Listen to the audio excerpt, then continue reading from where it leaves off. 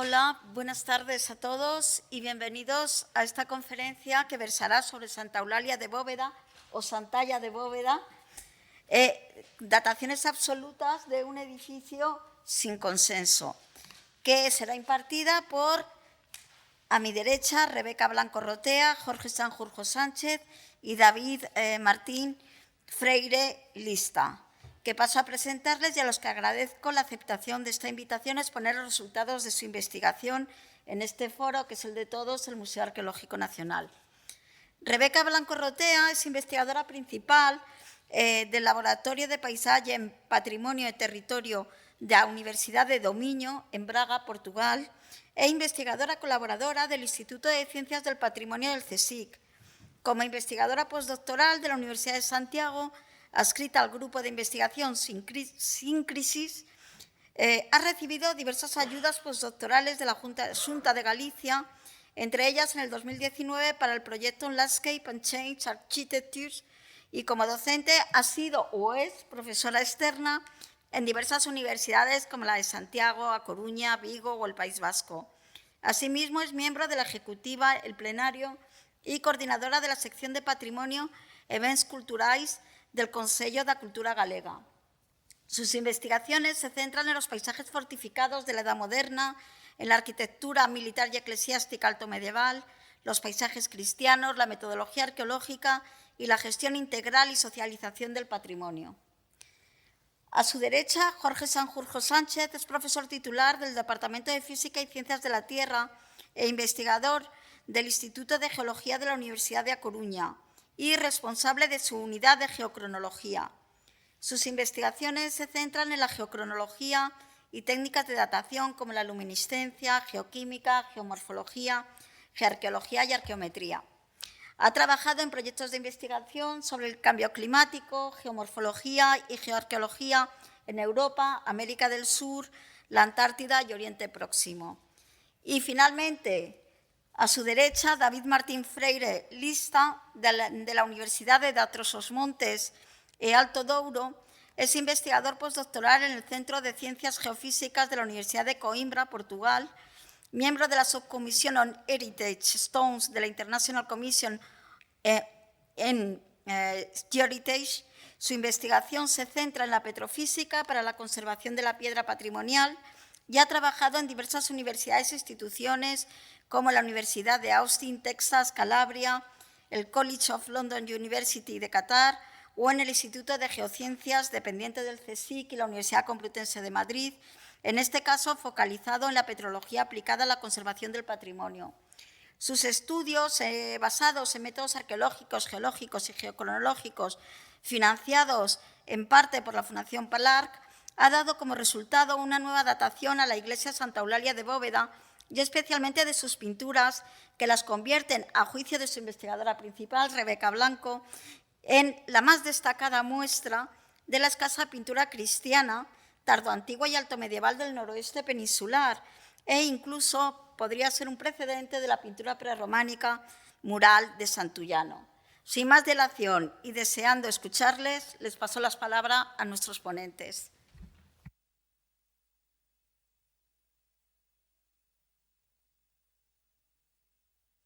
Acogernos hoy y por invitarnos a presentar los resultados de este trabajo que, como pueden ver ahí, está sponsorizado prácticamente como si fuéramos un equipo de fútbol o de rugby o de baloncesto por varias instituciones, proyectos, ya que llevamos trabajando en Santa Eulalia de Bóveda intentando obtener una cronología absoluta para las fases constructivas que habíamos identificado en el año 2007, pues en el 2008, cuando decidimos iniciar esta aventura, hasta que a finales del 2020 obtuvimos una financiación de la Fundación Palarc que nos ha permitido un poco cerrar este ciclo. Y para nosotros es un orgullo, por supuesto, estar en el Museo Arqueológico Nacional, y es un orgullo llegar hasta aquí y presentar estos resultados que creo que supondrán un antes y un después, desde luego, en la interpretación de la arquitectura tardoantigua y altomedieval en Galicia y posiblemente a nivel peninsular. Bien, Estamos aquí hoy, como comentó Beatriz, yo, que soy Rebeca Blanco, Jorge Sanjurjo y David Freire Lista, en representación de un equipo mucho mayor que al final nombraremos a sus miembros, que hemos formado parte de diferentes instituciones, desde la Universidad de Santiago, la Universidad de Coruña, y hoy en día nos hemos sumado otros de Portugal. Pero estamos aquí, digamos, en representación de un equipo mucho mayor y un equipo interdisciplinario. Es algo que también nos interesaba dejar constancia de ello. Bien, vamos a intentar exponer estos 14 años de trabajo a través de esas 5 partes en las que dividiremos la charla. Primero vamos a hablar un poquito del monumento, que es Santa Eulalia de Bóveda, donde se encuentra, y muy brevemente de los antecedentes de la investigación. Después intentaremos explicar qué hicimos entre 2007 y 2021, que básicamente fue intentar abordar el edificio con una metodología diferente a lo que se había hecho hasta ahora y con otra mirada, con otra perspectiva. Después trataremos sobre los trabajos realizados directamente sobre la materialidad del edificio, que para eso lo enfocamos el proyecto desde la arqueología, y cerraremos con la parte final en la que me gustaría hacer una serie de reflexiones, puesto que no cerramos un proyecto, cerramos unos resultados con unas dataciones absolutas de un edificio sobre el cual había mucha controversia a nivel interpretativo, tanto de su funcionalidad como de su cronología, pero abrimos un camino porque se abren una serie de preguntas como, por ejemplo, ¿qué hace Santa Eulalia de Bóveda? ¿Dónde está? ¿No? O a qué pertenece este edificio en cada una de sus diferentes fases. Bien. En cuanto a la primera parte, al monumento y a los antecedentes de su estudio, simplemente situarnos, Santa Eulalia de Bóveda está en Galicia, en concreto muy próximo a la ciudad de Lugo, que era una de las ciudades más importantes en época romana de la Galaequia. En concreto se encuentra a 14 kilómetros de Lugo, en una zona rural. En este espacio que tienen aquí, Santa Eulalia de Bóveda se encuentra aquí. Debajo es un edificio semienterrado que está debajo de lo que hoy en día es la iglesia parroquial, que se construye en 1750. Y está rodeado apenas de 6-7 casas familiares características de esta zona de Lugo, pero no sabemos muy bien qué hace ahí ni a qué contexto pertenece, aunque ahora nos vamos planteando un poco a qué podría responder, como veremos al final.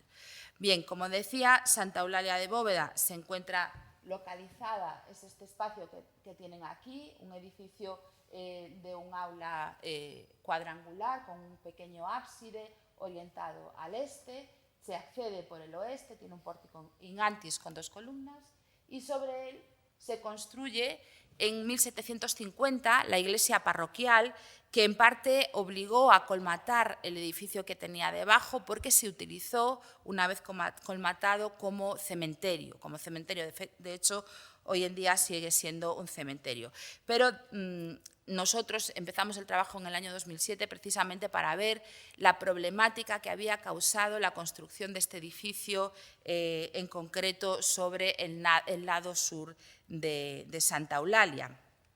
Bien, y aquí tienen una perspectiva en 3D de todo el conjunto monumental, de la parte soterrada, donde pueden ver que en la parte de abajo tenemos una piscina, una pequeña piscina, que es uno de los elementos característicos de Santa Eulalia de Bóveda, que hoy en día sabemos que es más pequeña de lo que sería la original.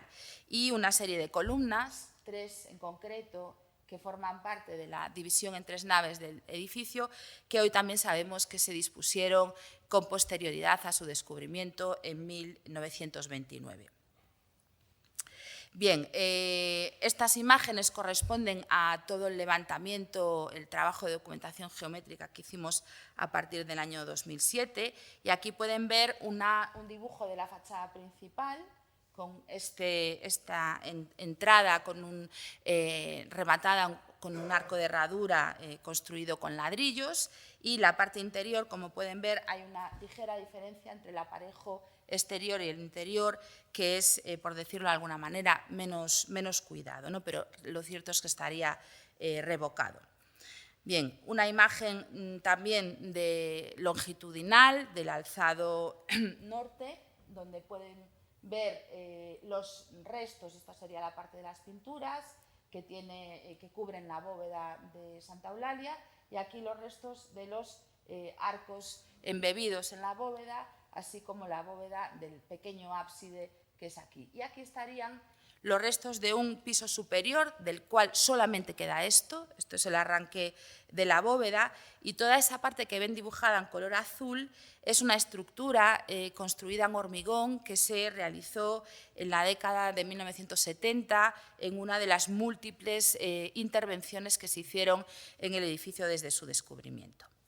Bien, el punto de partida de nuestro trabajo era, obviamente, todos los estudios que se realizaron en Santa Eulalia entre 1929 y el año 2016, en el que se publica una tesis, la tesis de Enrique Montenegro sobre Santa Eulalia de Bóveda, y todos ellos estaban enfocados desde un punto de vista de un análisis historiográfico de diferentes trabajos que se habían realizado en Santa Eulalia. En Santa Eulalia trabajaron investigadores como Chamos Olamas, como Slum, como Torres Balbás, prácticamente todos los grandes investigadores de la Edad Media y de la arquitectura medieval española pasaron por aquí.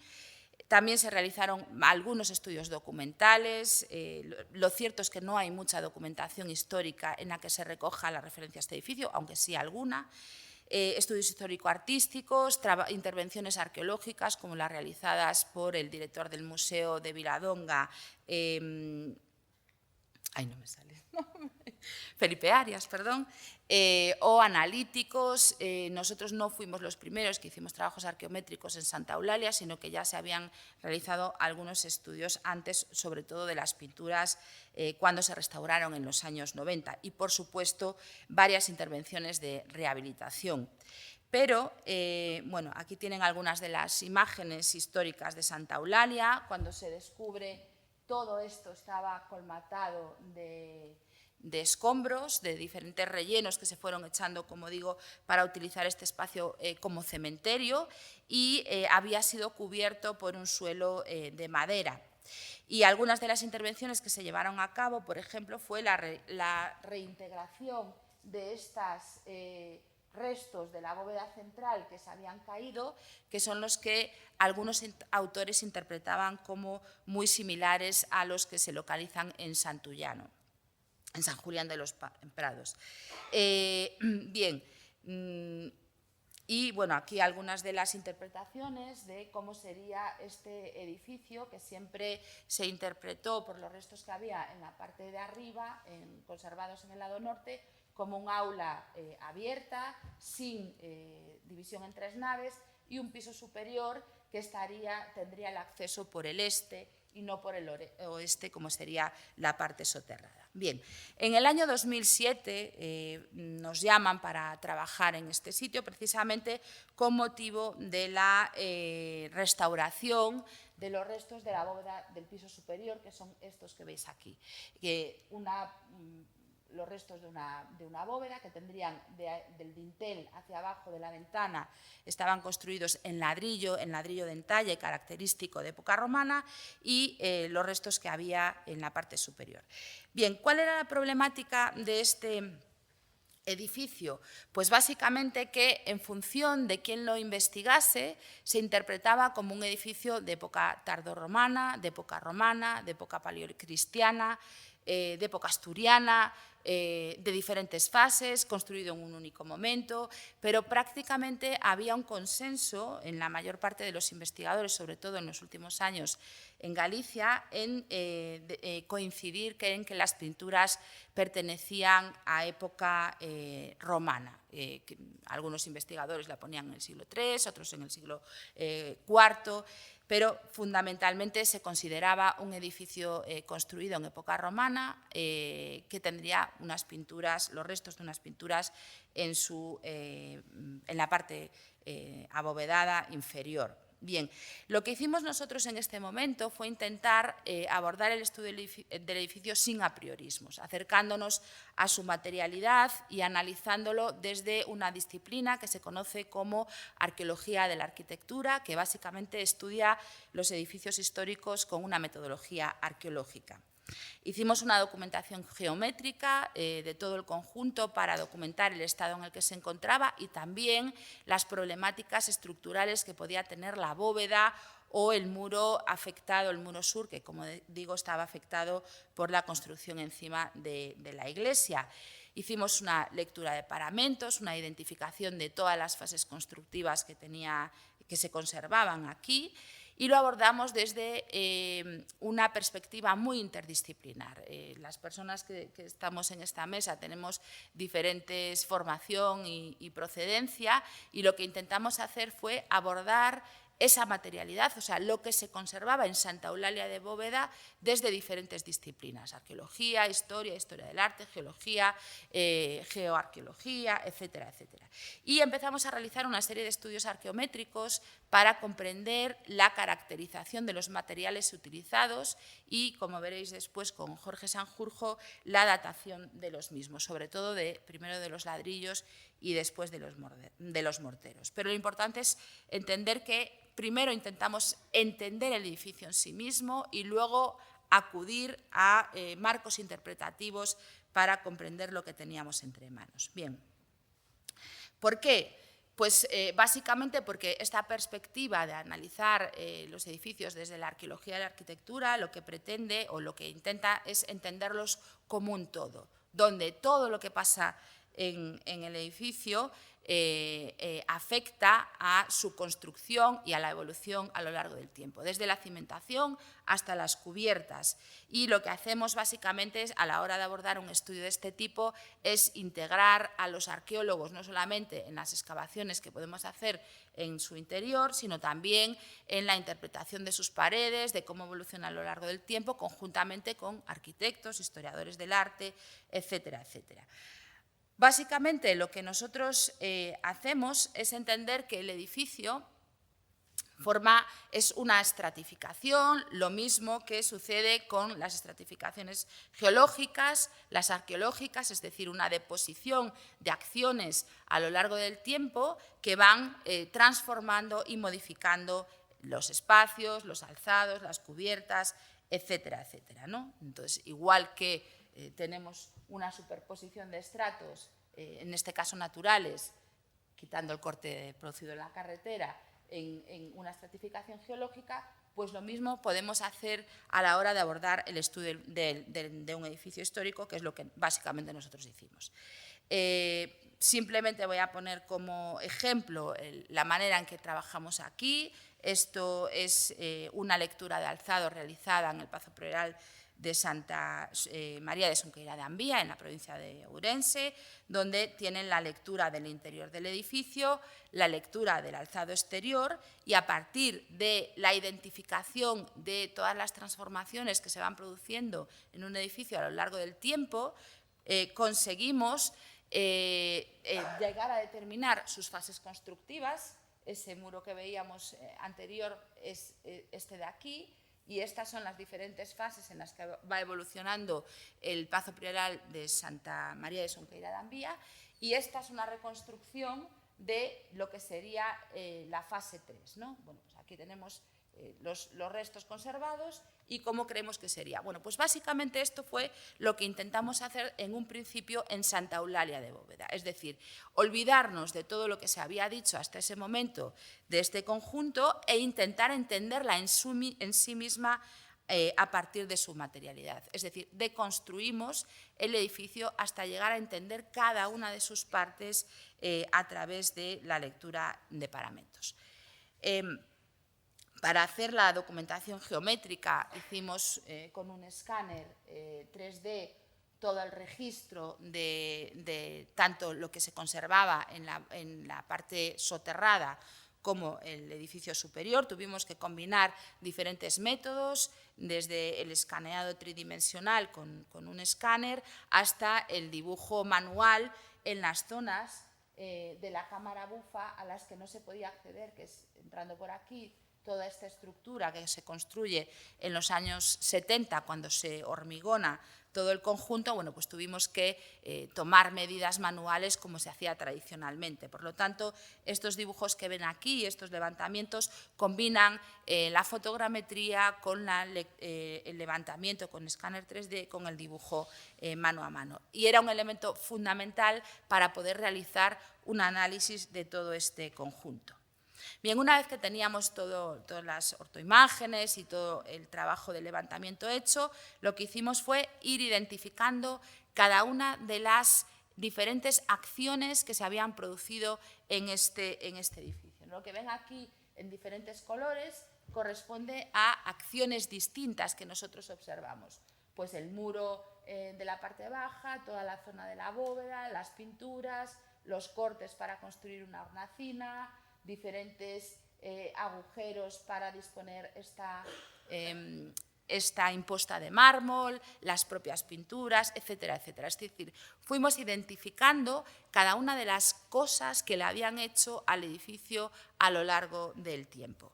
Una vez, por supuesto, en alzado, pero también en planta y también en lo que se conservaba en la bóveda. Esto que ven aquí es una lectura en planta de los enlosados que se conservan en el aula. Esta que está en azul sería los restos que hoy en día tenemos de la pintura, de la piscina, pero si observan, estas piezas de aquí son en esquina, en esquina, en esquina y en esquina a la misma altura, y nos están hablando de que teníamos una piscina mayor de la que hoy se conserva, que cuando se decide dividir el edificio en 3 naves, directamente se colmata. Por lo tanto, esto está muy relacionado con un cambio de funcionalidad en el conjunto. Bueno, esto sería todo el enlosado original, mientras que esto es un cierre de la piscina que teníamos aquí.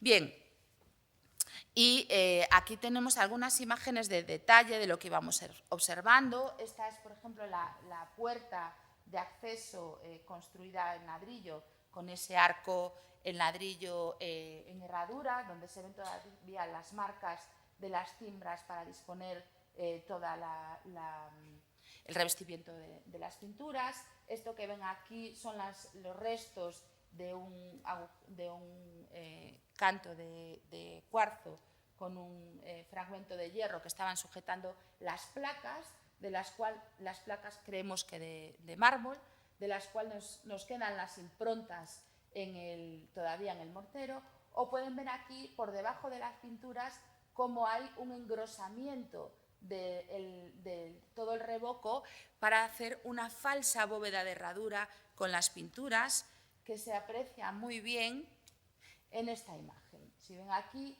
estas son las pinturas, el muro, una capa de pintura, otra capa de pintura, otra capa de pintura, y se engorda en la parte de abajo añadiendo fragmentos de ladrillo. Es decir, la bóveda que nosotros vemos hoy en día, que está con restos de pintura, empieza a una mayor altura de lo que sería la bóveda original, que es una bóveda de medio punto peraltada, la que está construida con esos arcos embebidos y complementería de hormigón, y sobre eso, en un momento posterior, disponen esta falsa bóveda hecha con capas de mortero que luego se pinta con estos motivos vegetales y con diferentes aves. Y son estas las pinturas que les comentaba al principio, sobre las cuales hay controversia en cuanto a su cronología. Bien, una vez que hemos hecho la lectura, después agrupamos las unidades estratigráficas en acciones, en fases, y lo que ven ahí con distintos colores, pues lo naranja corresponde a la primera fase constructiva, según nuestra lectura. Lo que está en verde a un segundo momento en el que se realizaría una modificación de todo el interior de la parte baja, se divide en 3 naves y se hace un programa decorativo que incluye las pinturas y unas placas de mármol que vendrían todo por aquí, y restos de mortero en la parte baja, de los cuales no nos queda nada. También probablemente el arco de la puerta es reformado en este momento, y luego tendríamos otras modificaciones posteriores, como estas que están en azul, que son de época contemporánea, o las amarillas que corresponderían a época moderna. Bien, en la parte de arriba, en la bóveda superior, también tendríamos diferentes fases. Tenemos esta bóveda de la fase 3, que sería ya de un momento posterior tanto al edificio soterrado como a las pinturas, y una reforma moderna en la parte de arriba. Nosotros, en un primer momento, solo teníamos una datación relativa, es decir, sabíamos que iba antes y que iba después, lo que era primero y lo que era después. Pero ¿de qué momento es esto? ¿No? Esa era la pregunta de la que partíamos. El gran problema de Santa Eulalia de Bóveda es que tanto los motivos utilizados en las pinturas como incluso las técnicas constructivas las podemos encontrar desde el mundo romano hasta la Alta Edad Media. Por lo tanto, en función de quién interpretara esto y del marco interpretativo que utilizara, el edificio era romano y las pinturas también, o el edificio era visigodo, paleocristiano o alto medieval y las pinturas del mismo momento o de un momento posterior. Bien, por eso decidimos que había que empezar a plantear, bueno, teníamos algunas hipótesis sobre cómo serían estas primeras fases. A partir de los trabajos que realizamos, teníamos claro que el primer edificio soterrado era un aula abierta con una piscina de mayor tamaño, que no podía ser un baño porque apenas tiene 30-40 centímetros de altura, por lo tanto, ¿a qué responde esto? Y teníamos dudas sobre si tenía ya un segundo piso desde el primer momento. Por eso empezamos a trabajar en las reconstrucciones, pero lo dejamos así sin definir. Mientras que la fase 3 teníamos muy claro que ya había una división en 3 naves, toda esta decoración y un segundo piso al que se accedía, en este caso, por el lado este. Bien, pero, como digo, no había un consenso sobre a qué momento histórico pertenecían cada una de estas partes y había bastante controversia en función del modelo interpretativo, como digo, que se utilizara. Por eso decidimos empezar realizando un estudio de morteros, de todos los materiales constructivos, porque sobre todo los morteros, y ahí es Jorge quien nos va a contar qué se hizo exactamente y por qué, los morteros son materiales que se hacen para el momento en el que se construye el edificio. Entonces, si conseguíamos tener una datación de esos morteros, lógicamente sabíamos a qué momento pertenecía la fase 1, la fase 2 y la fase 3. Bien, y ahora paso la palabra a mi compañero.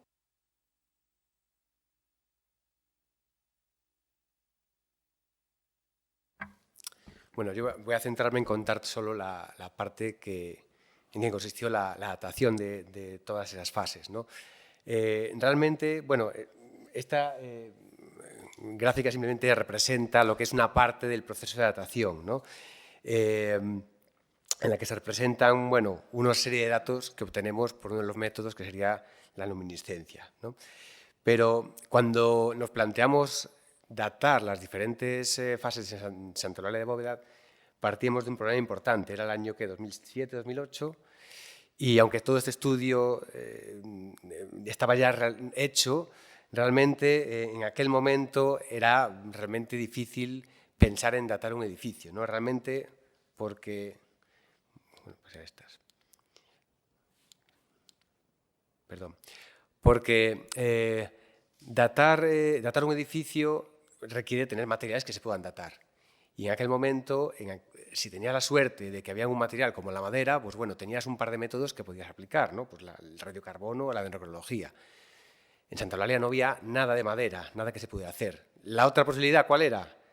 Utilizar ladrillos, que no son muy frecuentes en la mayor parte de edificios de Galicia, pero aquí sí los teníamos. Así que nos planteamos datar lo que había, simplemente, ¿no? Así que, bueno, en aquel momento tomamos una serie de muestras de ladrillo y las datamos por luminiscencia. ¿Qué ocurre? Que el resultado fue, pues, digamos, no aclaraba nada de lo que se había visto antes.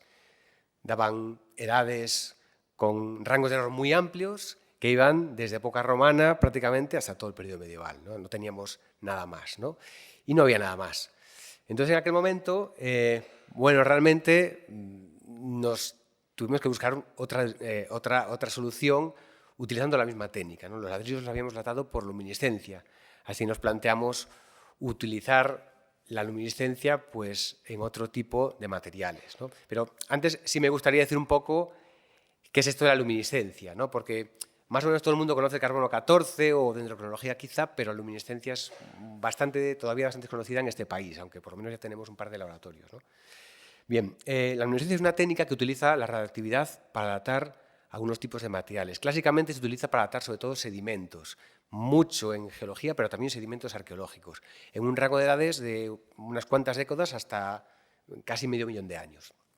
Bien, la luminiscencia consiste en una técnica en la cual en la naturaleza tenemos, sobre todo en rocas, minerales, sedimentos, una gran cantidad de radioisótopos en pequeñas proporciones.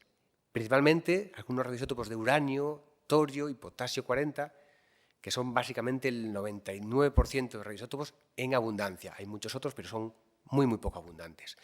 Y están constantemente generando radiación. A esa radiación están expuestas los minerales que hay pues, en cualquier material. Nosotros mismos estamos expuestos, ¿no? Pero los minerales que hay en un sedimento, en una roca, están recibiendo esa radiación constantemente, ¿no? Entonces, bueno, este dibujo refleja un poco esto de aquí, ¿no? Esto sería pues, un sedimento, aquí tendríamos una pequeña parte con estos minerales, esto sería cuarzo, feldespatos, y estarían recibiendo constantemente radiación. Bien, ¿qué les pasa por causa de esta radiación? Pues que los electrones de esos átomos, de algunos de ellos, se excitan, se van cargando y van acumulando energía. ¿Vale? Entonces, como que tienen una pequeñísima carga eléctrica que se mantiene ahí y que es muy, muy pequeña, de forma que nosotros no la podemos, digamos, no la podemos utilizar como baterías, pero en realidad funcionan como una batería que se carga. Digamos que la radiación carga esas pequeñísimas baterías, pues igual que una pila recargable o que ocurre con nuestro móvil, ¿no? ¿Hasta cuándo y desde cuándo se carga? Bien, se empieza a cargar en el momento en el que se ha descargado por algún proceso natural o artificial. Para descargar esta batería necesitamos aplicarle a esos minerales algo de energía.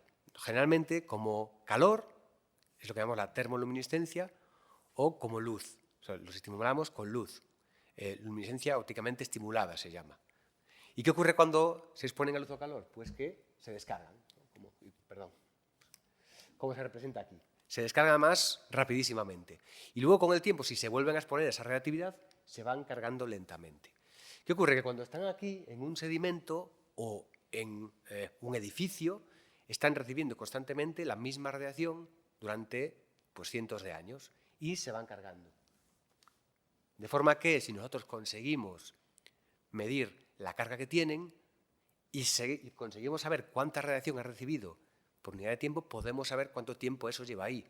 Y eso vale pues, para un sedimento o vale para un ladrillo, por ejemplo. Un ladrillo, el momento que se descarga es el momento en que se cuece el ladrillo. A esa temperatura se descargan todos esos minerales y cuando se sitúa en un edificio, pues comienza a recibir radiación y comienza a cargarse. En el caso de un sedimento, cuando el sedimento se erosiona, se transportan esos minerales, esos granos, lo que ocurre es que la luz del sol elimina esa señal, se depositan, queda protegido de la luz y comienza a cargarse. De forma que, en realidad, la luminiscencia funciona un poco como un cronómetro cualquiera, como sería un reloj de arena, ¿no? En el cual nosotros vamos a medir la carga acumulada, ¿no? Sería esta parte de aquí, y necesitamos medir también la cantidad de arena que caen en la parte de abajo del reloj, es decir, la tasa de radiación, la cantidad de radiación que recibe ese mineral por unidad de tiempo. Esas dos magnitudes necesitamos saber. Y con eso podemos saber el tiempo que lleva un sedimento enterrado o un ladrillo colocado o una cerámica arqueológica enterrada también, exactamente igual. Bien. ¿Cómo medimos esta carga? Bueno, lo hacemos en condiciones un poco especiales y con equipos un poco especiales que se llaman lectores de luminiscencia. Esto sería una pequeña imagen del laboratorio de La Coruña, de la Universidad de La Coruña. Esto es con luz natural. Nosotros trabajamos con esta luz. Es parecido a un laboratorio de fotografía típico, una luz roja con una longitud de onda que no descarga esos minerales, no estimula la señal de luminiscencia, ¿no? De forma que aquí lo que tenemos que hacer es tomar esas muestras y en estas condiciones eliminar todas las partes externas, quedarnos con la parte interna que ha estado protegida de la luz y a partir de ahí obtener una fracción muy pura de un mineral que suele ser cuarzo y con eso lo llevamos a un lector de luminiscencia, que es algo bueno, parecido a este, es un poco anticuado, donde situamos pues, en unos pequeños pocillitos, unos pocos granos de cuarzo, y lo que hacemos en el detector es estimular la liberación de esa energía, o calentando la muestra o exponiéndola a luz. Vale, tenemos aquí un fotomultiplicador, ¿no? Que es un equipo que es muy sensible a los fotones. Entonces, al estimular con energía ese mineral, se liberan esos fotones y nosotros medimos esa carga acumulada. Eso es básicamente lo que hacemos. Esa es una parte, es la parte de abajo del reloj de arena. Necesitamos ahora la parte de, bueno, cuánta arena cae por unidad de tiempo, ¿no? La tasa de radiación. Esto hay varias formas de medirlo. Hay una serie de dispositivos, pues algo parecido a este, que se llaman espectrómetros de rayos gamma, que lo podemos colocar donde tomamos una muestra durante un tiempo determinado, unos cuantos minutos, y podemos medir la tasa de radiación. De forma que, bueno, nos daría esa magnitud. Otras posibilidades, pues podemos coger ese material y los materiales del entorno y analizar los radioisótopos que hay en ellos, y con eso calcular, hacer una especie de modelo geométrico o algo así, y calcular la tasa de radiación. Es la segunda forma de hacerlo. Y luego hay una tercera posibilidad, que es utilizar unos pequeños chips que son pequeñas pastillitas como los minerales, que se llaman dosímetros, que son muy sensibles a la radiación y también emiten luminiscencia, pero en un tiempo mucho más breve. De forma que se suelen colocar en el punto donde se ha tomado la muestra durante pues, entre 2 meses y 1 año aproximadamente, y reciben la misma radiación que recibe la muestra, pero en ese tiempo más breve. De forma que lo situamos un tiempo determinado, tomamos nota de ese tiempo, lo medimos en el laboratorio con un lector de luminiscencia y según la carga que ha acumulado en X meses sabemos cuánta radiación hay por unidad de tiempo, ¿no? Por año o por miles de años, depende. Bien, en el caso de Santa Eulalia de Bóveda, dándonos cuenta de lo delicado que era y que digamos que era un poco la primera vez que hacíamos todo esto, empleamos los 3 métodos para estar seguros de lo que hacíamos, de que no cometíamos ningún error, ¿no? Bien, en un primer momento, en el año 2007-2008, solo tomamos las muestras que pudimos de ladrillo, ¿no? Fueron estas de aquí. Realmente, de las 2 primeras fases que se habían establecido con ese estudio arqueológico, y, bueno, como ya digo, los resultados que encontramos pues, nos daba algo que parecía romano, pero podía ser medieval, nada concluyente. Así que llegamos un poco a un punto muerto y nos planteamos pues, o parar o seguir. Y claro, aquí se nos acababan las posibilidades. Solo había otro posible material que se podía tratar, que eran los morteros. ¿Qué ocurre? En el año 2007-2008 nadie había dotado un mortero, realmente. Había un par de trabajos de luminiscencia donde, bueno, se sugería que podría ser posible, ¿no? Digamos. Así que nos planteamos hacerlo por luminiscencia, ¿no? Hoy en día se hace por luminiscencia, pero también incluso por radiocarbono. En aquel momento había un grupo nórdico entre daneses, finlandeses, que trabajaba en datar el carbonato, el ligante de carbonato, por radiocarbono. Habían conseguido éxito en algún caso, pero eran procesos muy complejos, muy laboriosos, carísimos, ni nos lo planteamos. Hoy en día esto ha mejorado bastante. Hay bastantes grupos que trabajan en eso en varios países y aunque todavía tiene muchos problemas, los resultados son mucho mejores, ¿no? Así que en un primer momento los planteamos hacerlo por luminiscencia y posteriormente, cuando tuvimos financiación, también por carbono 14. Bien. ¿Por qué podemos datar un mortero por luminiscencia? Bueno, básicamente este esquema aquí resume cómo se hace un mortero, ¿no? El proceso básico es, se toma roca caliza, se fragmenta, se pulveriza y se calcina a más de 900 grados. ¿Con esto qué ocurre? Pues que lo que era el carbonato cálcico se convierte en cal. Y la cal, cuando se mezcla con agua, pues, y se mezcla con un agregante, se endurece, capta dióxido de carbono del aire y solidifica, ¿no? Fragua. El agregante suele ser arena, puede ser de otros tipos, y la arena suele contener mucho cuarzo. Así que, ¿qué es lo que nosotros utilizamos en luminiscencia? Pues utilizamos este agregante y al preparar el mortero se expone a la luz, se borra la señal que podía tener de donde lo hayan tomado, sea un suelo, un sedimento, y queda dentro del mortero, protegido de la luz, y comienza otra vez a acumular esa carga. Eso es cómo sería el proceso por luminiscencia. De forma que, si nosotros representamos la señal, cómo se carga esa señal, ¿no? En el tiempo, esto sería la carga que tendría ese cuarzo en el momento en que se toma, al exponerse a la luz se descarga y al quedar en el mortero vuelve a cargarse. Aquí llegamos nosotros y medimos esa muestra. ¿Qué ocurre con la luminiscencia? ¿Cuál es el mayor problema o riesgo que podemos tener? Pues que puede ocurrir que cuando se hace ese mortero, la luz que hay, por ser una zona interior, porque estaba oscuro, por lo que sea, pues que ese borrado de señal sea incompleto. Si eso ocurre, ¿qué va a pasar? Que vamos a medir o vamos a estimar una edad más antigua de lo que tiene en realidad un mortero.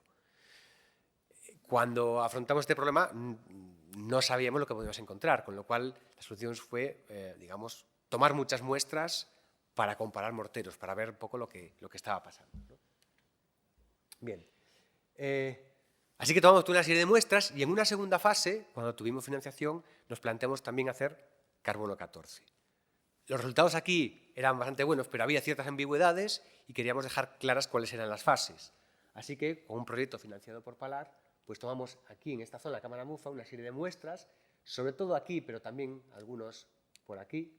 De hecho, vamos a ver ahora, en esta zona aquí, en el aula, ¿no? Pues en zonas relacionadas con las pinturas, ¿no? Como puede ser aquí y aquí, para datar las pinturas, ¿no?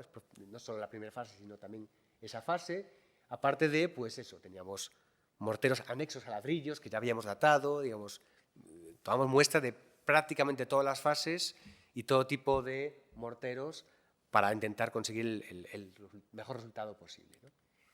Bien. La datación por radiocarbono ya más o menos la conoce todo el mundo, no voy a parar mucho en ello, pero ¿por qué se puede datar un mortero por radiocarbono? Bueno, esto sería un esquema como el anterior, pero bueno, un poco más bonito para el radiocarbono. Porque cuando tenemos esta acá y le mezclamos con agua y con agregante, decíamos, capta dióxido de carbono del aire y forma normalmente carbonazo cárcico. Este dióxido de carbono del aire tiene carbono 14. Así que a priori datar un mortero por carbono 14 es posible. ¿Cuáles son los problemas que tiene el carbono 14? Pues básicamente son dos o tres, ¿no? El primero, el más importante, es que muchas veces cuando se fragmenta, la fragmentación no es completa y se calcina y quedan fragmentos de roca no calcinados. Esa roca es una roca caliza que puede tener millones de años y lo que ocurre es que no tiene carbono 14. El carbono 14 en prácticamente 50, 60, 70.000 años desaparece por completo, con lo cual nos va a dar edades más antiguas de la que sería el mortero en realidad, ¿no? Sobreestima en la edad. Otras cosas que le pasan a los morteros, bueno, pues que son muy solubles, se disuelven muy fácilmente y además los carbonatos recristalizan.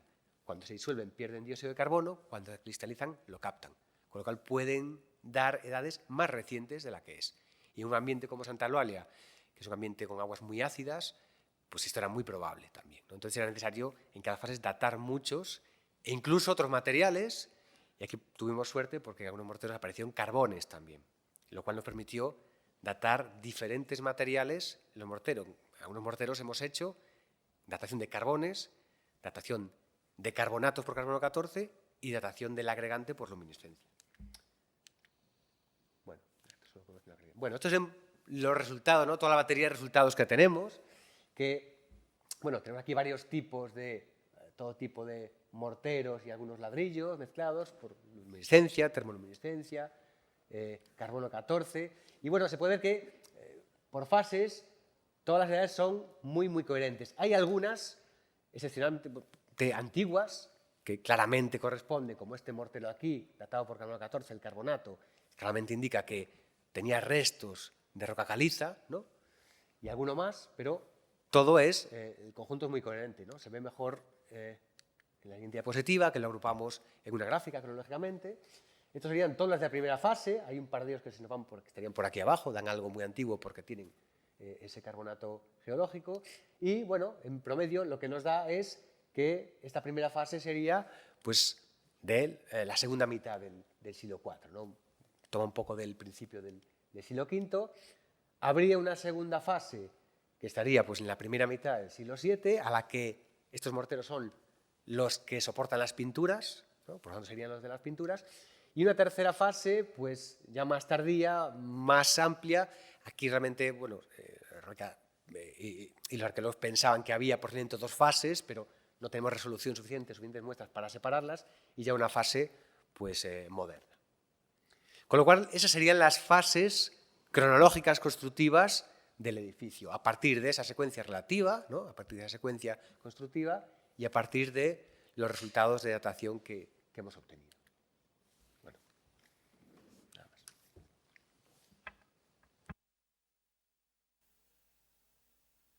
más.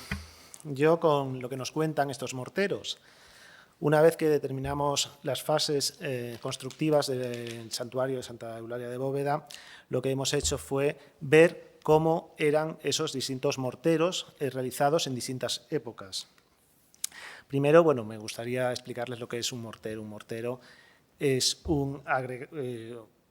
una roca artificial en donde hay un aglutinante inorgánico, un cemento, áridos, que son los componentes pétreos normalmente, agua, y algunas veces se pueden utilizar aditivos para darle algunas propiedades que necesitemos que tenga este mortero, por ejemplo, el carbón en esta época.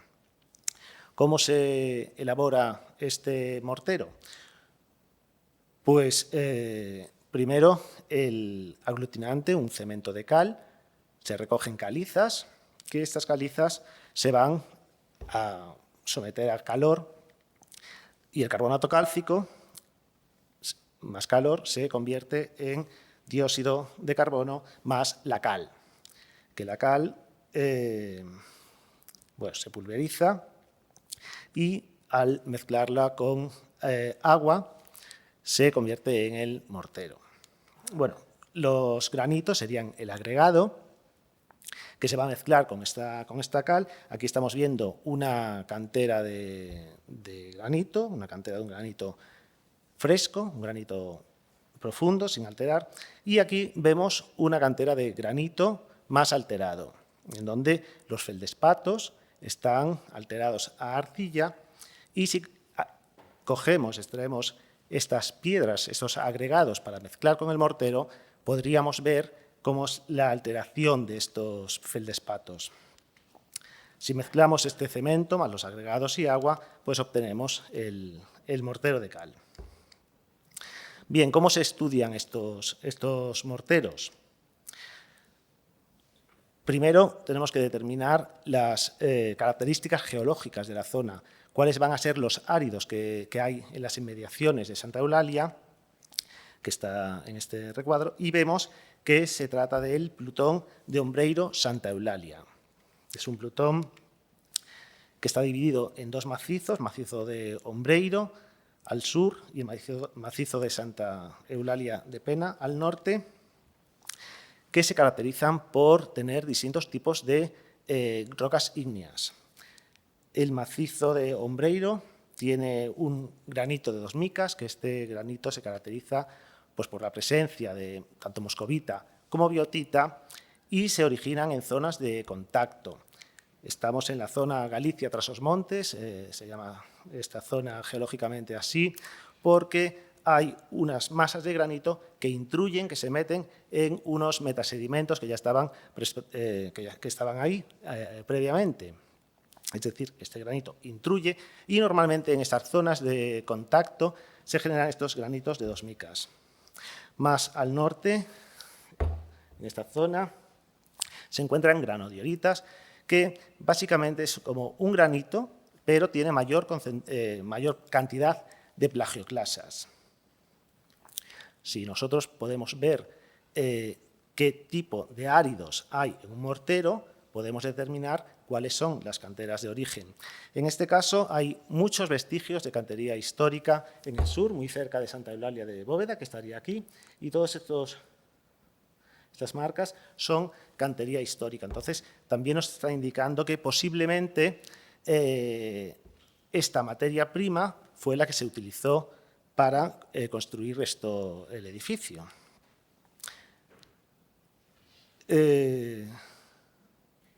¿Cómo se estudia desde el punto de vista geológico esto? Pues se cogen muestras. Aquí podemos ver un granito fresco, un granito poco alterado, que es más gris, y este granito se corta en una lámina delgada a 30 micras para poder observarla bajo el microscopio. Y ese granito, ¿cómo se ve en un microscopio petrográfico?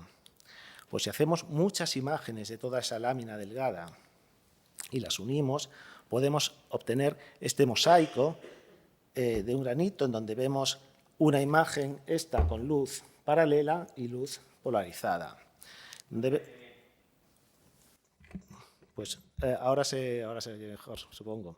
Bueno, estaba diciendo que estas láminas delgadas, esta rodaja de granito que se corta y se observa al microscopio, nos va a dar información de la piedra de origen que va a ser la que constituya estos morteros.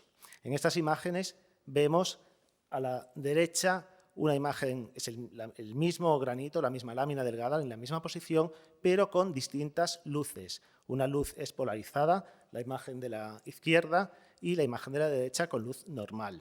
En la imagen polarizada podemos ver distintos colores, que cada color va a indicarnos un tipo de mineral. Y aquí vemos dos imágenes con luz polarizada, de un granito, el de arriba, fresco, y de un granito alterado.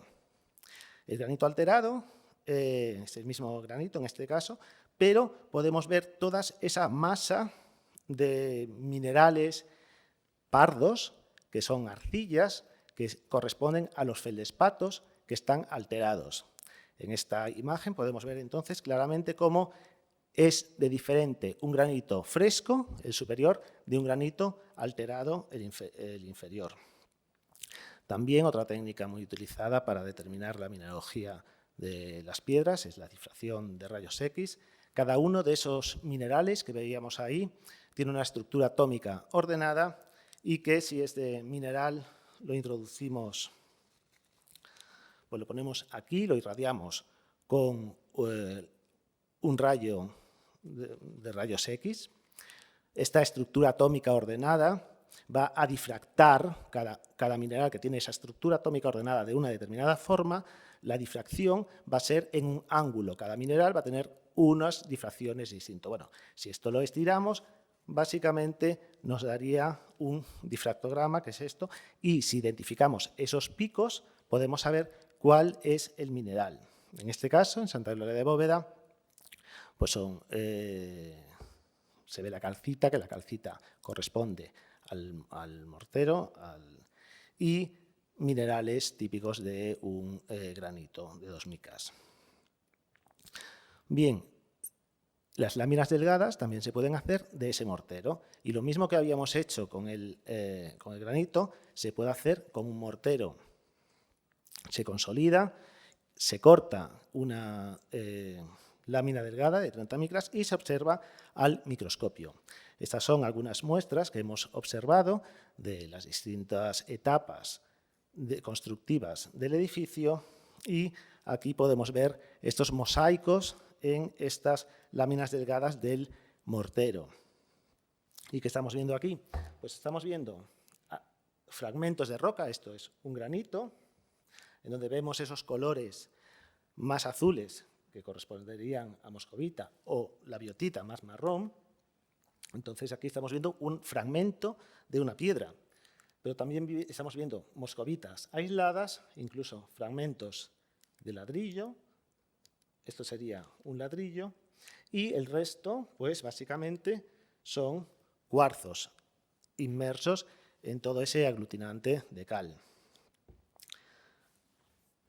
Pues en esta otra imagen podemos ver también lo mismo. Esta zona corresponde a un granito, a un fragmento de roca que está inmersa pues, en una matriz, y aquí podemos ver este granito, como veíamos anteriormente, más alterado. Y cuarzo, feldespatos inmersos en esa matriz. Lo mismo, otro granito en esta parte, corresponde a un granito, un fragmento de roca que está formando este mortero, y distintos cuarzos.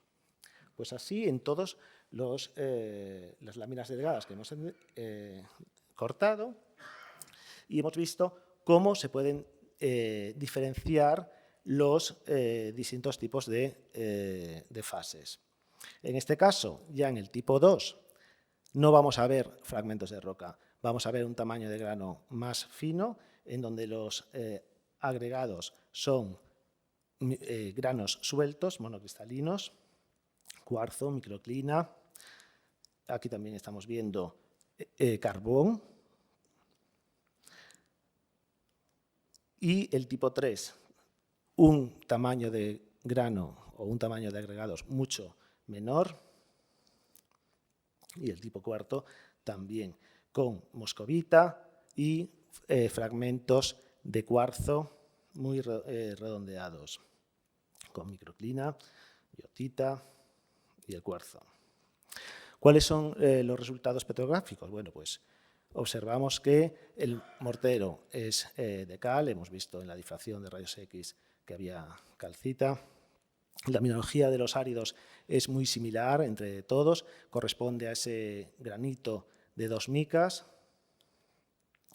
La biotita y la moscovita pues indican que corresponde al macizo de Ombreiro, el próximo a la iglesia de Santa Eulalia de Bóveda, y los resultados petrográficos permiten también determinar 3 tipos de mortero. El mortero de tipo 1, que tiene unos áridos de granito de 2 micas, los que veíamos esos fragmentos de granito más grandes en las láminas delgadas, y agregados monocristalinos, principalmente de cuarzo.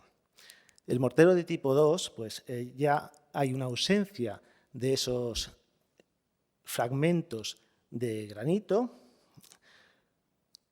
Los áridos son principalmente de cuarzo, de un tamaño de grano ligeramente homogéneo, más o menos 2,5 milímetros, y pequeños áridos de biotita y moscovita.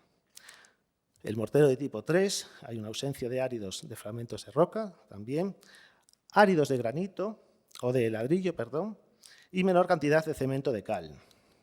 Y finalmente, el mortero de tipo 4 son áridos con mineralogía muy heterogénea, biotita, moscovita, feldespato potásico y un 40% de granito con una granulometría bastante homogénea y menor de 1 milímetro.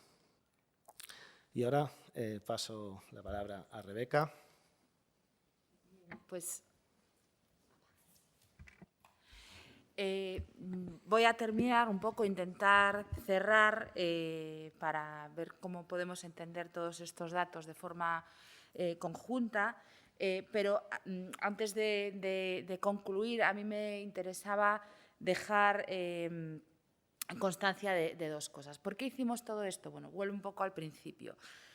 Nosotros estábamos utilizando un método de datación relativa bien contrastado en ese momento, que era la lectura de paramentos, que forma parte de una disciplina que es la arqueología y la arquitectura, pero teníamos una serie de problemas a la hora, sobre todo, de afinar la cronología de estos espacios, como digo, porque no había una clara definición en cuanto a si la decoración era de un momento o de otro, si las pinturas podían pertenecer a un momento o otro, etc. Nosotros teníamos nuestra hipótesis de partida, que, por ejemplo, en el caso de las pinturas era errada, como diré al principio. Pero lo que intentamos hacer fue acudir a los métodos científicos que había en ese momento, y en ese sentido creo que Jorge lo explicó bastante bien. Hicimos una apuesta por trabajar con los materiales en un momento en el que la técnica todavía era bastante incipiente en España, ¿no? Entonces, lo que hemos hecho a lo largo de estos 14 años, invirtiendo esfuerzo de diferentes proyectos de investigación y de diferentes administraciones a las cuales agradecemos su apoyo, llegar hasta aquí, ¿no? Para mí fue muy importante estos 2 últimos años o 3 últimos años en los que hemos combinado diferentes técnicas de datación distintas, ¿no? Porque en el caso de Santa Eulalia son coincidentes las dataciones de OSL, de carbono 14 y de carbono 14 de los carbonatos y de carbono 14 de los carbones, lo cual es muy interesante porque da peso a las conclusiones que estamos obteniendo, ¿no? Y además eso, como acabamos de ver, si nos dan 4 grupos claros de edades, que son finales del mundo romano, finales del 6, inicios del 7, entre el 12 el 10 y el 12 y el siglo XVIII, también tenemos 4 grupos claros identificados a través de los trabajos de petrografía que hizo David Freire Lista. Por lo tanto, digamos que estamos en un punto en el que los datos coinciden entre sí y para nosotros, bueno, era el momento ya de dar a conocer estos resultados.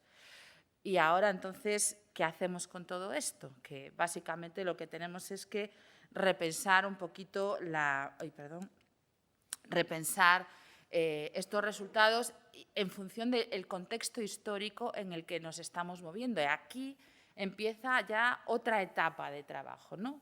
Tenemos las conclusiones, entonces a partir de aquí vamos a ver qué hace Santa Eulalia de Bóveda o a qué pertenece Santa Eulalia de Bóveda como conjunto.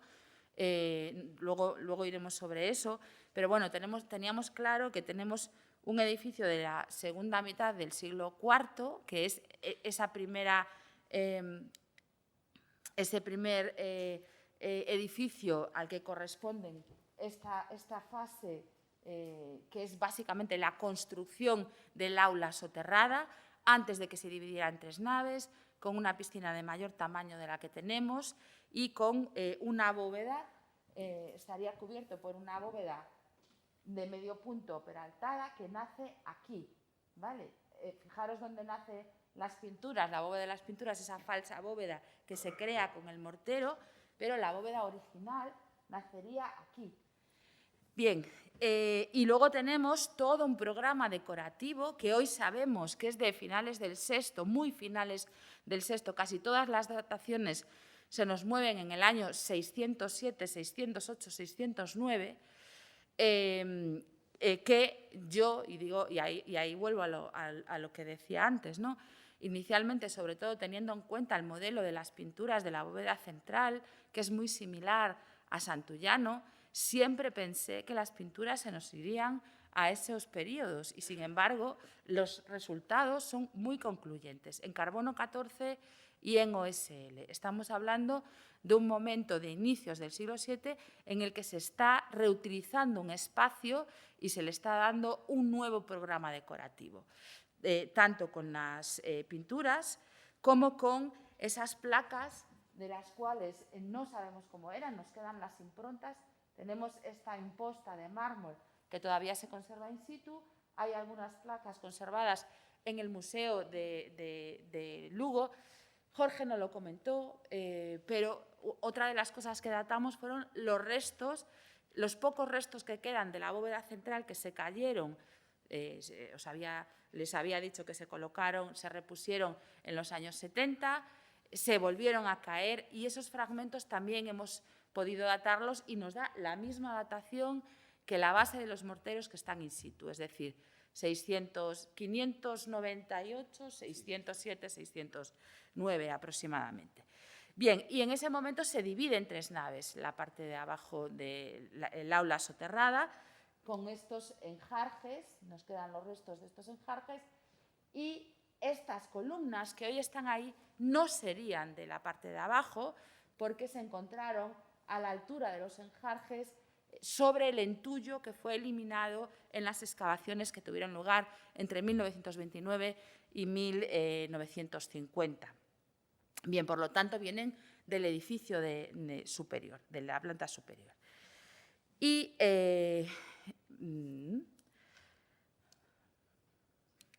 vale. A partir de esto hemos hecho unas hipótesis interpretativas de cómo sería este primer edificio. Como digo, sería un aula abierta de planta cuadrangular con una piscina de mayor tamaño que la que hoy se conserva. Entrarías ya a ese espacio. Tendría un pequeño ábside y estaría semienterrada. Nuestra hipótesis sobre este edificio, que ahora tendremos, como digo, que empezar a trabajar, es que probablemente estaría vinculada a alguna villa romana del mundo tardorromano, en el momento en el que se empiezan a desestructurar las quívitas en la Galaequia y empiezan a surgir este tipo de villas. Hoy en día se están excavando varios contextos así en Galicia, como la villa de Proendos, y sabemos que todo el poblamiento rural romano en este momento es mucho más complejo de lo que se pensaba. Creemos que forma parte de un edificio así, pero como digo, esto es una hipótesis de trabajo a partir de la cual hay que empezar a trabajar ahora, sobre todo haciendo estudios del contexto inmediato de Santa Eulalia de Bóveda. Bien, en ese segundo momento tendríamos ya un edificio que utiliza la misma aula que teníamos de finales del siglo IV, pero dividiendo el espacio inferior en 3 naves de diferente tamaño, colmatando la piscina. Creemos que probablemente la piscina en este momento dejaría de utilizarse y haciendo un programa decorativo que incluye un revestimiento de mortero de la parte baja, un friso con placas de mármol y todas las pinturas, el programa de pinturas vegetales y geométricas y con animales y con aves, de toda la bóveda central, y que se situaría en la primera mitad del siglo VII, prácticamente a inicios del siglo VII. Y ya en un tercer momento, nuestra hipótesis de trabajo es que sería un edificio de 2 plantas, al que ya se accedería en este momento, construido posiblemente en el siglo X, que es en el que se mueven los ladrillos que datamos, que se conservan en la parte superior, al que ya se accedería por el oeste, probablemente porque ya estamos hablando de una fase de cristianización de este espacio con la construcción de una iglesia en la parte superior, coincidiendo con un momento en el que en Galicia se están construyendo muchas iglesias. De hecho, las dataciones que estamos obteniendo, en la mayor parte de ellas, se nos van todas a finales del 9, principios del 10. Santa Eufemia de Ambía, Santa María de Misós, San Martiño de Pazó, todos nos están dando cronologías muy similares. Pero, como decía Jorge, también algunas dataciones, tanto de aquí como de restauraciones de la bóveda de la planta de abajo, se nos van al 12. Por lo tanto, en plena Edad Media, este espacio se sigue utilizando. Y ya después tendríamos esas otras del 18 que coinciden con el momento en que se colmata y se construye la iglesia al piso superior. Algunas de las imágenes de cómo sería el edificio antes de las intervenciones actuales. Estas son los restos de la bóveda que se han encontrado. Bueno, ya las puse antes, la reposición de estos fragmentos que, como digo, hoy se cayeron. Y volver a la idea, ¿no? Este es el dibujo que en su momento hizo, que se recoge en el libro de Slump, de la bóveda de abajo, de la parte central, la que no se conserva, que hemos datado en el museo. Esto sería Santullano, pero el mismo motivo lo tenemos tanto en pinturas como en mosaicos, como en decoraciones del siglo II, del siglo VI, del siglo X, del siglo IX y ahora en Santa Eulalia de inicios del siglo VII. Por lo tanto, queríamos insistir en que debemos estudiar la materialidad y debemos trabajar primero con el edificio antes de lanzar hipótesis sobre las que no tenemos suficientes datos como para poder hacer aseveraciones, ¿no? El futuro del monumento. Yo quería acabar con esta imagen. Este es el bajorrelieve de los lisiados que está en la entrada, en el atrio de Santa Eulalia de Bóveda. Siempre se interpretó, una parte de la historiografía interpretó Santa Eulalia de Bóveda como un lugar de culto, como un lugar dedicado a las ninfas, en parte por este bajorrelieve, que se interpretó como de los lisiados, porque se decía que este personaje tenía la mano así y el otro le estaba enseñando un pie, entonces que estaba como deformado. Al haber hecho el escaneado de este bajorrelieve, no sé si se aprecia muy bien, pero se puede ver una línea aquí y todo un rebaje de esta zona, y cómo este hombre lo que tiene en las manos es una jarrita. Yo creo que, no sé si se aprecia muy bien, pero tiene la mano y una jarra y le está echando agua en los pies. Por lo tanto, es un lavatorio de pies y no es un lisiado con la mano así. Vuelvo a la idea inicial, tenemos que cambiar la mirada, ¿no? Y la técnica y el avance de la ciencia hoy en día nos permite hacer las cosas de otra manera, ¿no? Entonces, en Bóveda, pues ahora con los datos que tenemos que empezar a trabajar sobre una interpretación de cómo era el edificio en cada uno de estos momentos y en el contexto histórico de cada uno de ellos. Bueno, aquí se ve mejor, el hombre, como pueden ver, está desnudo, está señalando los pies y esta es la mano y esta es la jarra vertiéndole agua en el pie. Hemos podido hacer esto gracias a que hemos hecho un escaneado de detalle que nos permite ver mejor aquel bajorrelieve de los lisiados. No voy a entrar, pero fíjense en la forma de la cara, en cómo se muestra la nariz y la decoración, la falda que lleva este hombre es muy similar a la de los relieves que tienen en la entrada. Pero esto está hecho a posteriori, no es de la primera fase. Si volvemos así como los relieves de la entrada de Santa Eulalia son de la primera fase, este no. Aquí se ve muy bien, no sé si se aprecia, el rebaje sobre la roca en el que luego hacen este bajo relieve. ¿Vale? Bien, simplemente por rematar, a modo de conclusión, decir que para abordar el estudio arqueológico de un edificio implica hacerlo siempre desde su materialidad. Los arqueólogos interpretamos las sociedades del pasado a través de la cultura material. Y en Bóveda lo que intentamos hacer fue acudir a la materialidad del edificio, ¿no? Utilizando un planteamiento de trabajo muy interdisciplinar, donde desde diferentes perspectivas, métodos y disciplinas abordamos una materialidad concreta. Y insistir en que la secuencia mostraba una evolución constructiva bastante compleja, donde así como la estructura del edificio no había cambiado, sí habían cambiado pues, todo lo que tenía que ver con su apariencia, la decoración, la construcción de 3 naves, la colmatación de la piscina, etcétera, etcétera. Para nosotros eso estaba muy claro, la evolución y la cronología relativa del edificio, pero nos faltaba aportarle una cronología absoluta, que es lo que creo que han hecho el estudio combinado tanto de los morteros a nivel de datación como de petrología. Ahora tenemos que empezar a integrar esto en el contexto histórico y bueno, pues analizarlo desde diferentes marcos interpretativos, que es lo que esperamos poder hacer a partir de ahora si conseguimos otro proyecto. Nada más, muchas gracias. Y si tienen alguna pregunta.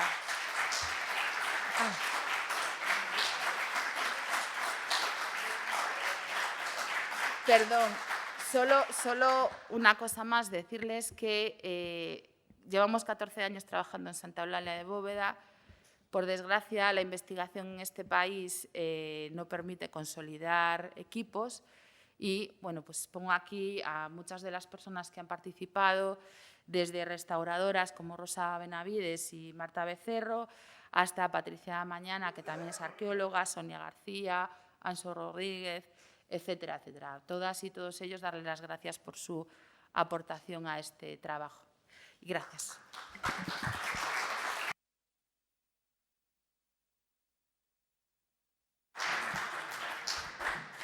Muchas gracias a los ponentes por esta magnífica exposición, reconstrucción del proceso de estudio para deconstruir el edificio en el que se estudia la materialidad desde una metodología interdisciplinar que nos lleva a resultados cuando menos sorprendentes y muy interesantes. Se abre el turno de preguntas. Debido al COVID no hay micrófono. Les ruego que hagan la pregunta en voz alta lo más alto que puedan. ¿Sí?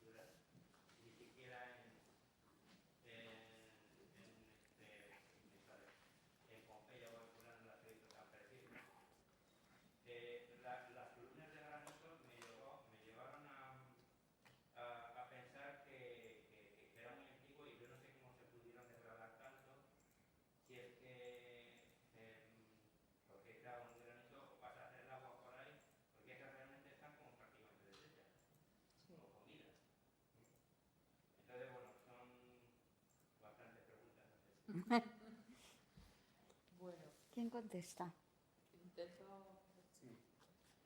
Intento contestar. Sí, efectivamente, cuando se descubren el edificio, se descubre o se redescubre por parte del párroco en 1924, el descubrimiento oficial fue en 1929, fue a través, se sabía que había algo allí abajo y se hizo un agujero y se entró en concreto por la puerta que daba a esta nave de aquí. Por la puerta no, perdón, por la ventana que daba a esta nave de aquí. A partir de ahí vieron las pinturas y fue cuando avisaron a la Comisión de Monumentos de Lugo y bueno, fueron a verlo y tal, y a partir de ahí empezaron toda una serie de intervenciones. Yo, como suelo ser bastante prudente, no... Sí. Sí, estos son dos canales. Hay un canal en este sentido y otro canal en este sentido. Quería ir a... aquí, efectivamente. El edificio, bueno, esta es la piscina, en esta zona de aquí está la piscina, y hoy en día tenemos alrededor de Santa Eulalia de Bóveda una cámara bufa que se construye en 1975, precisamente para eliminar el agua que iba por los canales a llenar esa piscina y llevarla hacia afuera. Eso generó un problema de conservación en las pinturas, porque se mantenían por la humedad que había dentro. Entonces, el motivo de que haya esa piscina ahí, yo no lo tengo claro. O sea, es lo que decía, que ahora tenemos que empezar a trabajar en todo el entorno. Sabemos que hay una intencionalidad, soterran este sitio para buscar para buscar el nivel freático, para tener permanentemente agua en la piscina, canalizan el agua hacia la piscina. Al exterior, aquí, hay una arqueta de recogida de ese agua que es igual a la que hay en el Castro de Corvazal, al ladito de Santa Eulalia de Bóveda. Entonces, claramente es un sitio que está hecho para albergar agua dentro de una piscina. No puede ser un baño ni una terma, porque bueno, el tipo de agua que no está caliente, ni es termal, ni nada de eso.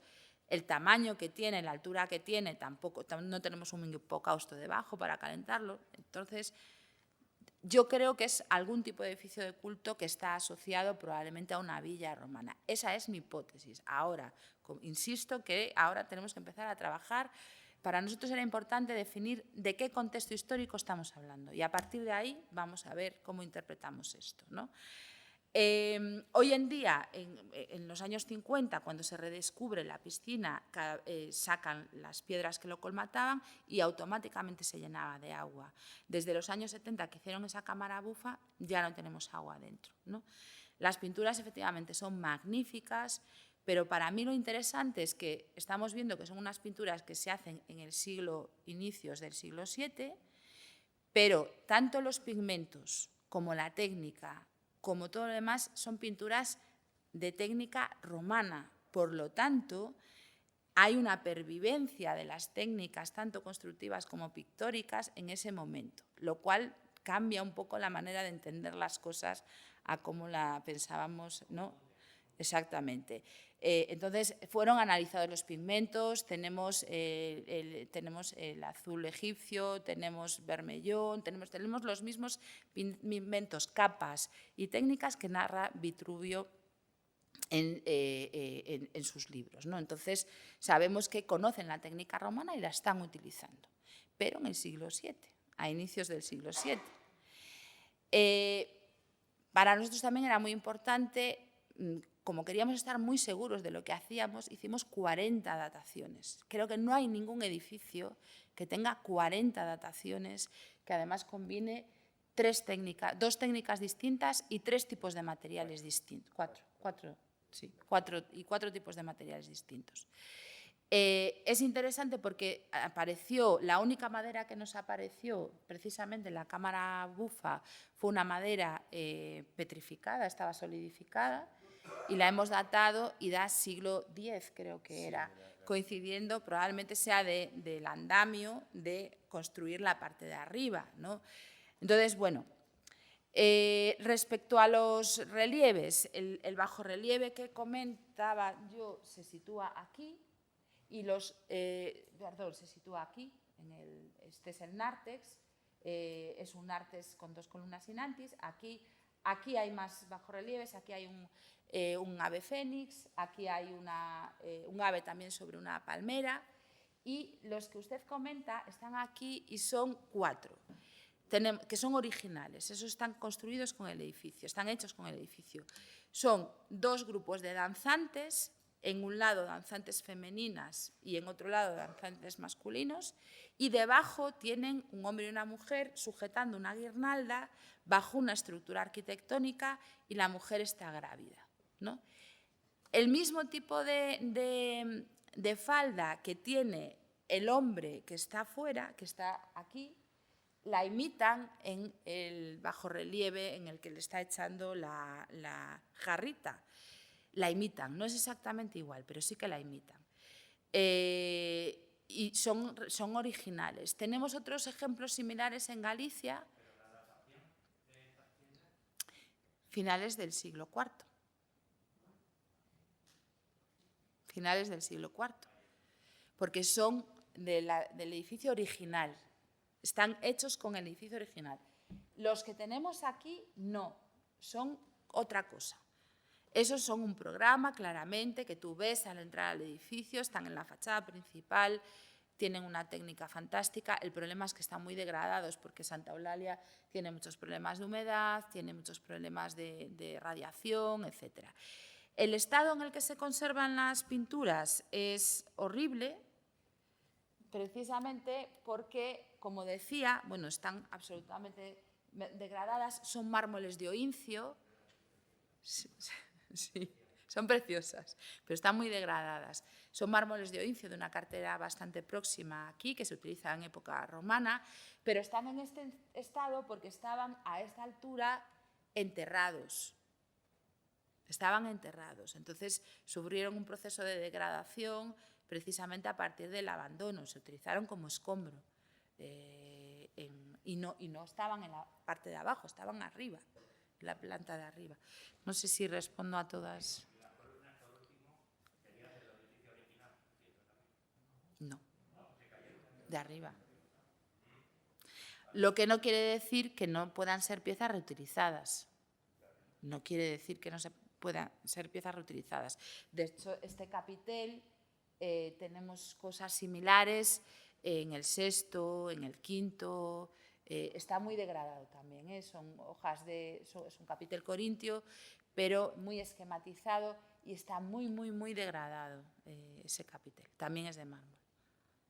Esto, sin embargo, esta pieza es el fuste y el capitel van unidos. De hecho, tipológicamente parecen distintos los 3. Por eso digo que probablemente se reutilicen. ¿Más ¿Sí? preguntas? Sí. ¿Se tiene algún indicio sobre por qué se trasladaron estas columnas hacia abajo? Y otra, ¿podría haber habido una cuarta columna? Lo lógico es que hubiera una cuarta columna si formaran parte de esto, es decir, porque las columnas más o menos están colocadas donde Slum calculó que irían los pies derechos de las 3 naves, ¿no? Tenemos aquí los restos de un enjarje, vendría un arco así, otro arco así y otro arco así. Pero vienen de arriba, por lo tanto, yo no sé si utilizaron pies derechos de madera, pilares, columnas, estas no son de aquí. Se pusieron ahí en 1959, me parece, o 54, en una de las restauraciones, la que llevan a cabo Chamoso Lamas y Ponsorolla, en Santa Eulalia, a pesar de haberse descubierto en 1929 de ser los edificios donde más cosas se hicieron para recuperarlo y algunas de ellas con bastante... de forma bastante perjudicial para el edificio, ¿no? Pero decidieron que las ponían abajo, supongo que porque no tuvieron en cuenta la posición estratigráfica de las columnas que estaban arriba y porque así era la manera de reinterpretar cómo sería el sitio, ¿no? Es decir, ellos la pusieron donde calcularon que irían esos pies derechos, pero no son de ahí. Si hay una cuarta columna, aquí no está. Entonces, bueno. ¿Más preguntas? ¿Sí? Ciertamente el edificio es de lo más sugerente que yo he visto, y esto es así, y os agradezco la exposición que bueno, me parece magnífica. Enhorabuena. Gracias. Pero os voy a tender una trampa o te voy a tender una trampa. Entiendo y te respeto que el deber científico te lleva a no adelantar hipótesis que ciertamente no están trabajadas. Pero no me creo que no las tengas. La trampa más normada es, sabiendo que es una hipótesis primaria de trabajo, ¿qué funcionalidad podría tener en las tres fases? Porque todo hace pensar que eran funcionalidades distintas. No solamente por el entorno cultural, sino hasta por la escenografía, ¿no? Por ejemplo. Sabiendo que no es más que una hipótesis primaria de trabajo, ¿eh? ¿Qué hay dentro de ti? ¿Qué te brindará dentro? Perdona, bueno, la primera vez que publicamos esto, bueno, no fue la primera, pero cuando publicamos la lectura de paramentos en Arqueología de la Arquitectura, que por aquel entonces el director era Luis Caballero, Luis me decía, pero mójate, pon ahí las fechas. Y yo le dije, no, vamos a esperar porque tenía muy claro que el edificio, cuál era la secuencia, ¿no? La evolución del edificio, pero tenía bastantes dudas con respecto a las fases, a la cronología. ¿Por qué? Porque en Galicia, hasta hace poco, realmente no se trabajó la arquitectura, digamos, desde estas nuevas perspectivas, ¿no? Y desde una nueva arqueología que introdujo la arqueología de la arquitectura. En los últimos años, la verdad es que ha habido muchos proyectos que han permitido avanzar muchísimo la interpretación y ahora tenemos que sentarnos a reescribir la historia de la tardoantigüedad y alta edad media en Galicia, que de hecho se está haciendo, ¿no? Y Santa Eulalia de Bóveda para mí era uno de los sitios principales y hoy sabemos que tenemos ahí la materialidad de una secuencia que va desde el final del mundo romano hasta, desde los momentos finales del mundo romano hasta prácticamente la consolidación de las iglesias en los entornos rurales, ¿no? Entonces, yo creo que el primer edificio, como ya dije antes, hay que asociarlo a una villa, ¿no? A una villa que está en el entorno. Esto está muy próximo a Lugo, estamos a 14 kilómetros de Lugo, en una zona de paso, en una vía principal. Entonces, creo que estaría relacionado con eso y probablemente sea un edificio de culto. Yo creo que es un edificio de culto. Y bueno, tiene unos materiales y una construcción y una riqueza que, bueno, creo que hay que asociarlo a un momento así.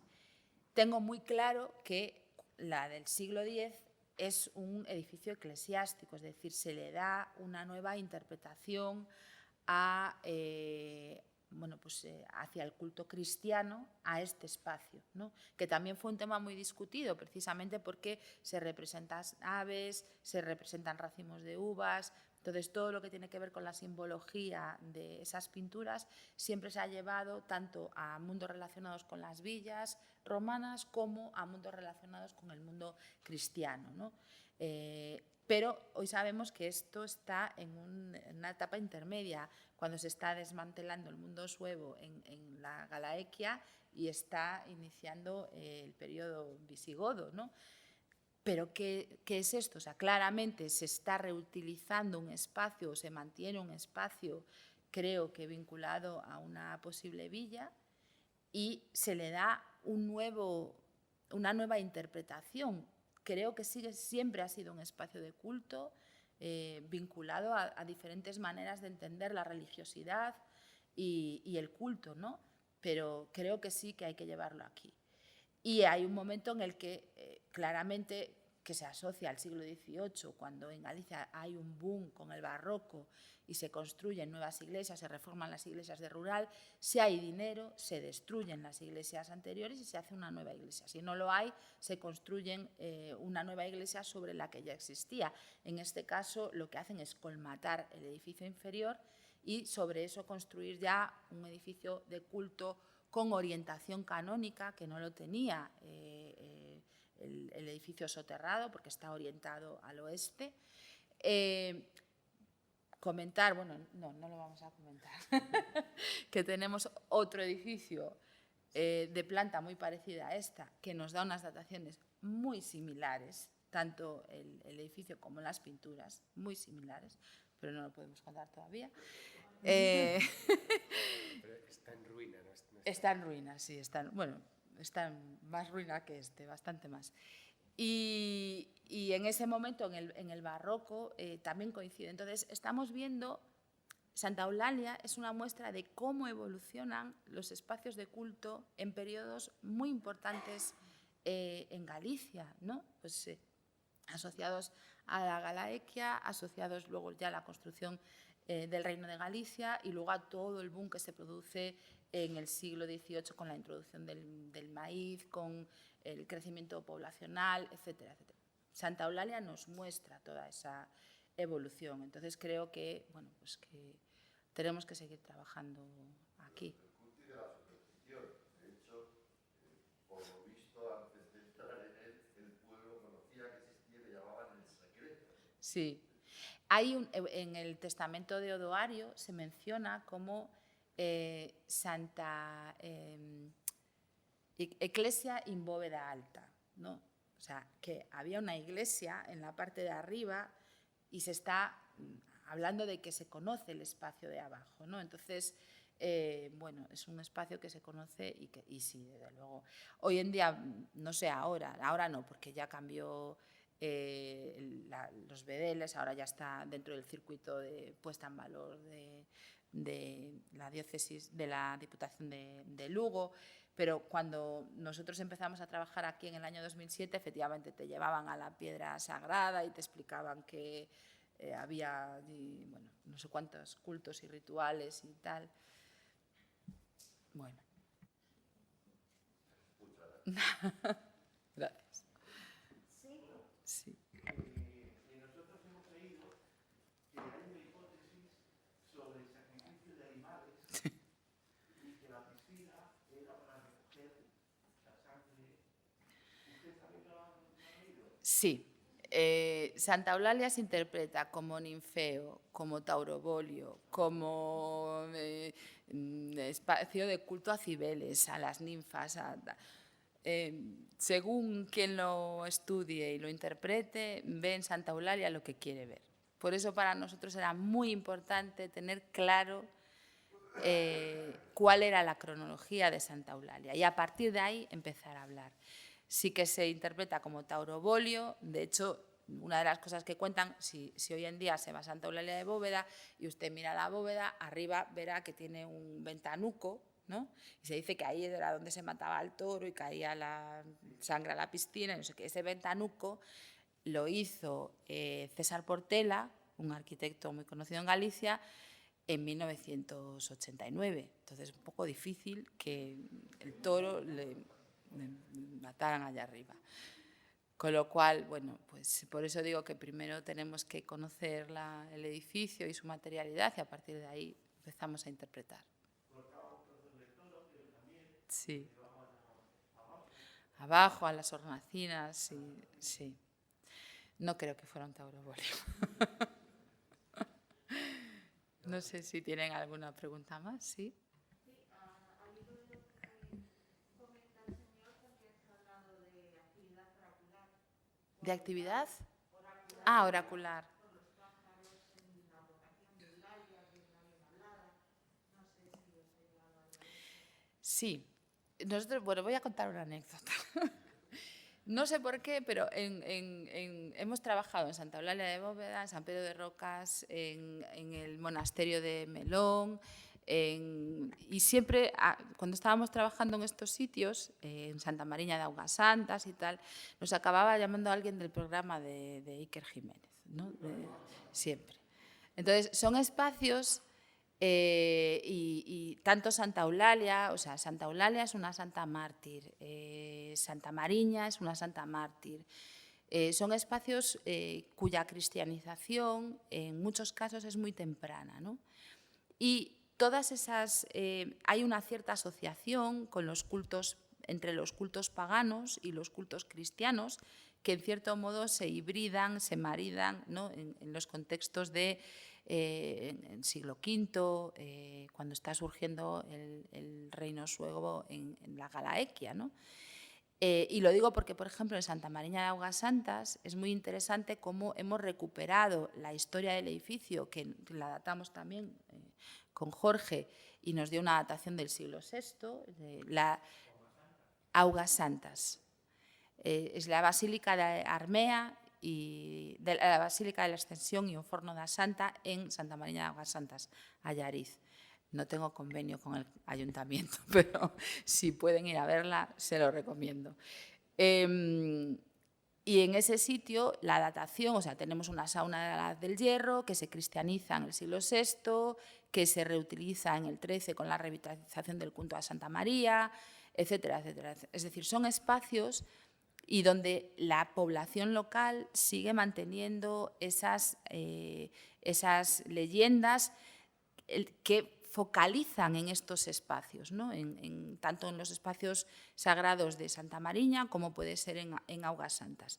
Y se relacionan las leyendas locales con los edificios, ¿no? En cierto modo hay una transposición de las creencias populares a lugares que llevan ahí vinculados al territorio y al mundo de la religiosidad, pues desde la del Hierro y desde época romana, ¿no? Entonces, en Santa Eulalia pasa esto, en Santa Mariña pasa esto, pero en muchos sitios en Galicia también pasa, incluso con las meigas se relacionan, ¿no? Entonces, bueno, que sí que es cierto que hay una relación entre ambos.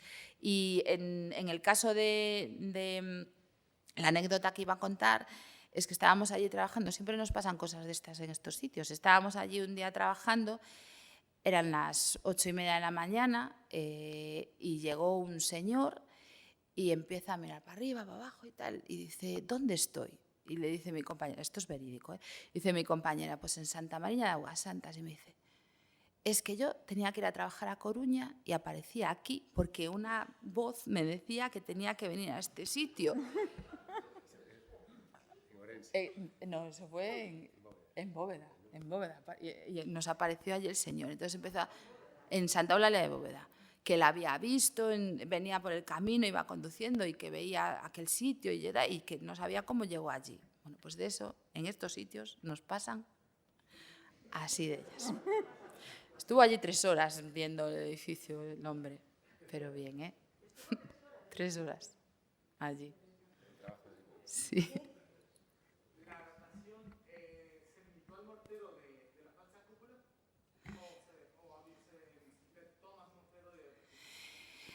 A ver, datamos, recogimos mortero, no podíamos tocar las pinturas. Santa Eulalia es no es bien de interés cultural, es bien de interés cultural genérico, pero es monumento nacional desde el año 31, y en el 96 se declaró bien de interés cultural, ya se incoó como BIC. Entonces no podíamos tocar las pinturas y en el museo tampoco. Nosotros datamos la base de las pinturas, es decir, el soporte de esas pinturas. Pero, precisamente, como comentaba Jorge, uno de los problemas que teníamos cuando hicimos la primera tanda de muestras, en el 2008, es que daban un margen de error muy grande, ¿no? Pues teníamos dataciones del siglo III al XII y del I al VIII, y claro, eso no vale para tener dataciones concluyentes. Entonces, lo que decidimos hacer fue entrar en la cámara bufa, porque en los años 70 cometieron un error muy grave, aparte de quitar el agua del interior del edificio, y es que cortaron la relación de Santa Eulalia con el terreno. O sea, Santa Eulalia está semienterrado. Cortaron la roca madre y construyeron muros de contención y los rellenaron de hormigón. Vale. Entonces, como eso quedó al aire, nosotros entramos por la cámara bufa y cogimos mortero del interior del edificio, o sea, del interior de la bóveda, del interior del muro y tal. Y fue ahí donde comentaba Jorge que, claro, el mortero ese tenía desde ladrillos sí, ladrillos, carbones, madera. Entonces tuvimos muchos tipos de materiales para datar. Pero datamos el soporte de las pinturas, el relleno de los muros, el relleno de la bóveda, los morteros de junta de las bóvedas y los arcos, el mortero de junta de los ladrillos y los ladrillos, el mortero de junta de las hornacinas y los ladrillos de las hornacinas. Y también datamos los morteros de revestimiento de las placas de mármol. O sea, todo lo que se podía datar y arriba lo mismo. Era la única manera de, si teníamos muchas dataciones, que nadie pudiera decirnos... Porque, ¿qué pasa? Imaginaros que solo hacemos una datación de una muestra que te da siglo XII y de otra que te da siglo III. No hacemos nada con eso. Entonces, lo que hicimos fue una batería muy grande y la misma muestra se dató por 3 y 4 métodos. Eso hace que tengas una fiabilidad muy grande. O sea, yo ahora, bueno, igual me quemo, pero pongo la mano del fuego por las dataciones de Santa Eulalia. Tú también, tú también. ¿Y tú, David? También. Bueno, lamentablemente nos quedamos Sí. sin tiempo para más preguntas. Agradecerles a ustedes su asistencia y agradecerles a los ponentes esta magnífica exposición. Les esperamos en las próximas conferencias. Gracias.